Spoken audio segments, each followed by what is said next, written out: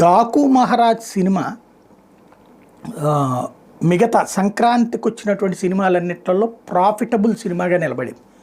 సినీ వర్గాల నుంచి ఉన్నటువంటి సమాచారం, విశ్వసనీయంగా ఉన్నటువంటి సమాచారం ప్రకారం దాదాపుగా 140 కోట్ల రూపాయల వరకు బడ్జెట్ పెట్టారు. ఆ బడ్జెట్ మొన్నటితో 2 days బిఫోర్తో క్లియర్ అయిపోయింది. అంటే ఆ డబ్బులు వచ్చేసినాయి.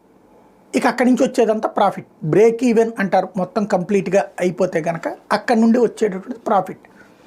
వాస్తవంగా ఈ సంక్రాంతిది కనుక కాకుండా విడిగా పెట్టుంటే ఇంతకంటే ఎక్కువ కలెక్ట్ చేసేది అన్నట్టుంది. ఎందుకంటే దాని మూలంగా కొన్ని థియేటర్లు అటు మిగతా అటు గేమ్ చేంజర్కి కావచ్చు, ఇటు పక్కన తర్వాత వచ్చినట్టు సంక్రాంతికి వస్తున్న సినిమా కావచ్చు, వీటికి థియేటర్లు ఇవ్వాల్సి వచ్చింది.